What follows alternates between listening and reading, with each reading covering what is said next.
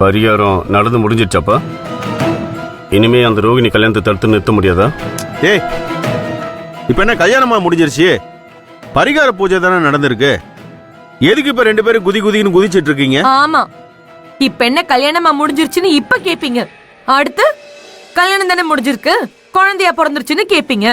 அடுத்து குழந்தை தானே பிறந்துருச்சு, அந்த புள்ள வயசுக்கு வந்துருச்சான்னு கேப்பீங்க. இப்படியே கேட்டுக்கிட்டே இருந்தா உங்க காலமும் முடிஞ்சிரும், அவங்க காலமும் முடிஞ்சிரும். கடைசியில இந்த ஊருக்குள்ள அவமானப்பட்டு நின்னது நாமளா மட்டும்தான் இருக்கும். ஏய், 4 விஷயம் பண்ணும்போது 1-2 கைவிட்டு போதாண்டி செய்யும். அதுக்காக அதவே பேசிட்டு இருந்தா ஆகுமா? எத்தனை விஷயம் நாங்க 2 பேரும் சேர்ந்து பண்ணிருக்கோம், அதெல்லாம் நல்லபடியா முடிச்சிருக்கோம். அதெல்லாம் யோசிச்சு பார்க்க மாட்டியா? சொல்லுங்க பாப்போம், என்ன பண்ணி கிழிச்சிங்கன்னு சொல்லுங்க. என்ன பண்ணி கிழிச்சிங்க சொல்லுங்க. சிதம்பரம் மாப்பிள்ள வரும்போதே தூக்க போறேன் நீங்க, அதுவும் நடக்கல. பரிகார பூஜைய நிறுத்துவன்னு சொன்னீங்க, அதுவும் நடக்கல. நீங்க பண்ணி இதுதான் நடந்திருக்குன்னு சொல்லுங்க. ஆமாண்டி, சிதம்பரம் வீட்டு மாப்பிள்ளைய தூக்குறேன்னு சொல்லிட்டு இருந்தேன்ல, தூக்காமையா இருந்தா? தூக்கி அவனை கண்டே பிடிக்க முடியாத ஒரு இடத்துல தான் வச்சிருந்தேன். அந்த கதிரும் நர்மதாவும் சேர்ந்து எப்படியோ கண்டுபிடிச்சிட்டாங்க. அதுக்கு நான் என்ன பண்ண முடியும்? இப்போ இந்த பரிகார பூஜையை நிறுத்துறதுக்காக கொஞ்ச நெஞ்ச வேலையை நான் பார்த்தேன். அவ்வளவு வேலையை பார்த்திருக்கேன். அதுக்கப்புறம் அந்த நர்மதாவும் கதிரும் சேர்ந்து அந்த பரிகாரத்தை நடத்திட்டாங்க. அதுக்கு நான் என்னடி பண்ண முடியும்? இப்படியே சொல்லிக்கிட்டு இருங்க. இதே மாதிரிதான் அந்த பிரபாகர் பையனுக்கும் வர்ஷாவுக்கும் கல்யாணம் நடந்து முடிஞ்சிரும். நீங்க இந்த பக்கமும் கோட்டை விட்டுட்டு அந்த பக்கமும் கோட்டை விட்டுட்டு நிப்பீங்க. 30 வருஷத்துக்கு முன்னாடி அந்த பிரபாகர் உங்களை அவமானப்படுத்திட்டு போனா, 30 வருஷத்துக்கு அப்புறமும் அவமானப்பட்டே நில்லுங்க. இந்த நிச்சயதார்த்தம் ஒண்ணு நடக்காதரி. அந்த நிச்சயம் நடக்கிற மண்டபத்திலேயே வர்ஷாவை தூக்குறதுக்கு நான் ஏற்பாடு பண்ணிட்டேன். என்னோட பெங்களூர்ல இருக்கிற பசங்க தான் இந்த வேலையை செய்ய போறானுங்க. இன்னும் 2 மணி நேரத்துல அவளை தூக்கிட்டாங்கன்னு தகவல் வரும் பாரு.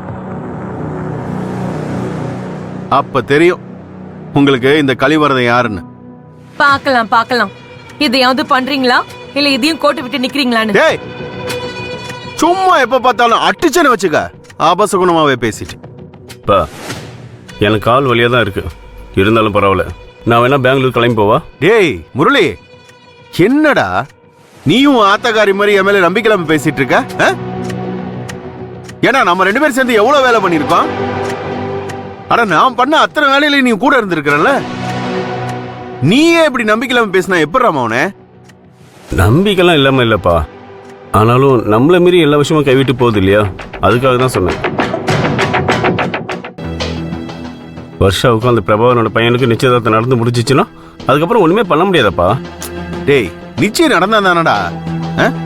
அதுக்கு முன்னாடியே அவளை தூக்கிட்டு வந்து உன் முன்னாடி நிக்க வைக்க வேண்டியது உன் அப்பனோட பொறுப்புடா. முதல்ல இந்த கால்ல இருக்கிற காயத்தை ஆத்துற வேலையை பாரு. போ, நல்லா ரெஸ்ட் எடுப்போம். ஏய், வேஷ்டி சட்டை எடுத்து வை, நம்ம போய் குளிச்சுட்டு வந்துடுறேன். இந்த வீராப்புக்கு மட்டும் குறைச்சல் இல்ல.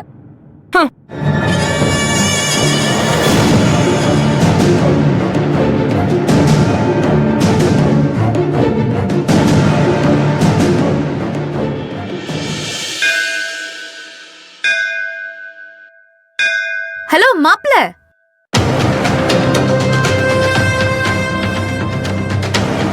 என்ன விஷயம்? முகத்துல ஒரு தெனாவட்டு தெரியுது. என்னமோ காஞ்சிபுரம் மண்ணுல காலடி எடுத்து வைக்க மாட்டேன்னு சவால் விட்ட. இப்ப என்னடான்னா காலையில இருந்து கோவிலே கெதின்னு கிடக்குற. பெங்களூர்ல இருந்த உன்ன முயல் காதை புடிச்சு தூக்கிட்டு வந்த மாதிரி தூக்கிட்டு வந்து எப்படி பரிகார பூஜையில உட்கார வச்சனா, அதான் இந்த நர்மதா. இதே மாதிரிதான் உன்னை ரோகிணி கழுத்துலயும் தாலி கட்ட வைப்பேன், அதை ஞாபகம் வச்சுக்கோ. சிஸ்டர், நான் கொஞ்சம் கேர்லெஸ்ஸா இருந்துட்டேன். ஆளுங்களை வச்சு கடத்துற இலைக்கெல்லாம் நீ போவேன்னு நான் நினைக்கவே இல்லை. அதனால நான் மிஸ் ஆயிட்டேன். ஆனா இதை நீ மறுபடியும் என் விஷயத்துல பண்ண முடியாது. இப்ப சொல்றேன், அடுத்து இங்க இருந்து போனேன்னா இந்த ஜென்மத்துல இங்க மறுபடியும் கால் வைக்க மாட்டேன். அம்மா, இன்னைக்கு தானே வர்ஷாக்கும் உனக்கும் நிச்சயதார்த்தம். இனிமே உன்னால அந்த நிச்சயதார்த்தத்துல கலந்துக்கவே முடியாது. உன் திடீர் வர்ஷா காதல் ஊத்திக்கிச்சு. உன்னை நினைச்சா எனக்கு பரிதாபமா இருக்கு. உன் கிராமத்து காதலனுக்கு உன் காதலை நிரூபிக்கிறதுக்காக நீ இன்னும் என்னெல்லாம் பண்ணுவியோ? உன் புகுந்த வீட்டு கௌரவம் போயிடக்கூடாதுன்னு இதெல்லாம் பண்ணிட்டு இருக்க. அப்புறம் வர்ஷா நிச்சயதார்த்தம் பத்தி கேட்டல, ஒரு நாளைக்கு 24 மணி நேரம் இருக்கு. இன்னும் பாதி நாள் இருக்கு. அதனால எனக்கும் வர்ஷாக்கும் நடக்க போற நிச்சயதார்த்தத்தை நிறுத்திடலான்னு நினைக்காத. ஹலோ பிரதர், இன்னைக்கு சாயந்தரம் 6 மணிக்கு நிச்சயதார்த்தம். நீ எந்த கார்ல எவ்ளோ ஸ்பீடா போனாலும் 6 மணிக்குள்ள பெங்களூர் போகவே முடியாது. அதனால நீ நிச்சயதார்த்தத்துக்கு போறதுக்கு வாய்ப்பே இல்ல. நான் கார்ல போறனோ, பிளைட்ல போறனோ, இல்ல பிரைவேட் ஜெட்ல போறனோ, இல்ல நானே புதுசா ஒரு வாகனத்தை கண்டுபிடிச்சு போறனோன்னு நீ கவலைப்படாத. ஆனா நான் நிச்சயமா அந்த நிச்சயதார்த்தத்துல கலந்துப்பேன்.